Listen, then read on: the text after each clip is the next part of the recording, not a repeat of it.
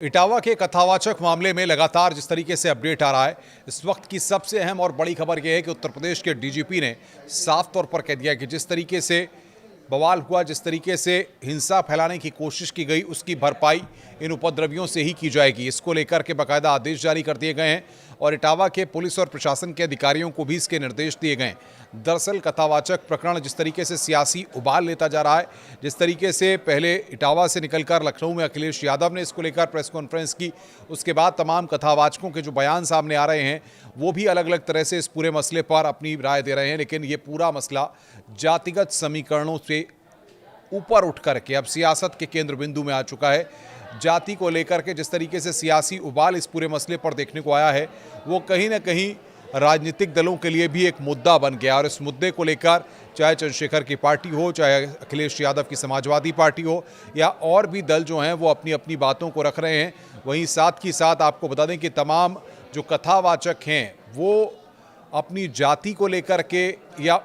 उस पर प्रश्न चिन्ह खड़े करने को लेकर के सवाल खड़ा कर रहे हैं। और एक बात जो लगातार कही जा रही है वो ये कही जा रही है कि आखिर क्या सिर्फ किसी एक जाति का, किसी एक विशेष का ये प्रभाव है कि वही केवल कथा कर सकते हैं या और किसी समुदाय के लोग या और किसी जाति विशेष के लोग जो है वो कथा नहीं कर सकते हैं। इसको लेकर के अब तमाम तरह के रिएक्शंस और तमाम तरह की प्रतिक्रियाएं सामने आ रही हैं। लेकिन ये पूरा मामला इसलिए भी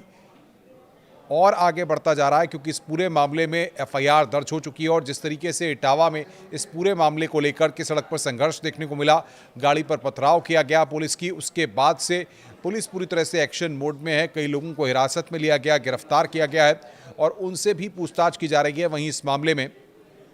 जिस तरीके से पूरा घटनाक्रम सामने आया है उसके बाद से पुलिस ने ये भी साफ तौर पर कह दिया है कि जो भी नुकसान हुआ है या सरकारी संपत्ति को जो नुकसान पहुंचाया गया है उसकी भरपाई भी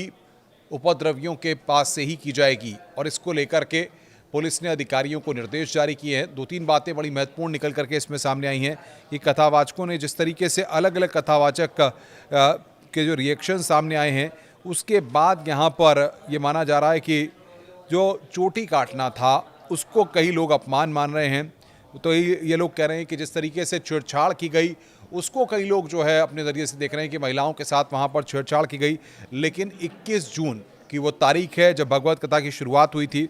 और इसके बाद जब हंगामा हुआ, मारा पीटा गया, चोटी काटी गई और सिर मुड़वा दिया गया, ये सब तमाम चीज़ें हुई। उसके बाद आपको बता दें कि मुकुटमणि जो कि कथावाचक हैं और संत सिंह यादव, इन दोनों को अखिलेश यादव ने लखनऊ बुलाया था, इनसे बातचीत की थी और उसके बाद जाकर के पूरा मामला और बढ़ गया था। फिलहाल कार्रवाई करते हुए 4 कथावाचकों के साथ बदसलूकी करने वाले 5 लड़कों को इटावा पुलिस ने गिरफ्तार इस मामले में किया और उसके बाद यादव और ब्राह्मण वर्ग जो है वो पूरी तरह से आमने सामने आ गया है क्योंकि इस मामले में एफआईआर दर्ज हुई थी। लेकिन ये बात आपको बता दें कि 2023 में भी यहाँ पर भागवत कथा हुई थी, तब इस तरीके की चीज़ नहीं थी क्योंकि इटावा से लगभग 35 किलोमीटर की दूरी है दादरपुर गांव की, जहाँ का ये पूरा मामला है और वहाँ पर इस तरीके से मामला सामने आया था जो इस वक्त बहुत सुर्खियों में है और लगातार इस पर तमाम रिएक्शंस भी सामने आ रहे हैं। वहीं आपको बता दें कि जो 2-3 महत्वपूर्ण खबरें आई हैं वो ये निकल करके आई हैं कि मुकुटमणि पर महिलाओं ने धोखाधड़ी और छेड़छाड़ का जो आरोप लगाया था, पुलिस उन मामले की भी जांच कर रही है। इटावा के कथावाचकों की क्योंकि जाति पर बवाल मचा हुआ है और जो आधार कार्ड निकल करके सामने आया उसके जरिए भी लगातार बवाल मचा हुआ है, तो ऐसे में अलग अलग जो कथावाचक हैं, जो धर्माचार्य हैं, वो अपने रिएक्शन दे रहे हैं। लेकिन ज़्यादातर जो रिएक्शंस आ रहे हैं उसमें जो चोटी काटना है उसको गलत बताया गया है, उसको एक अपमान बताया गया है। नमस्कार।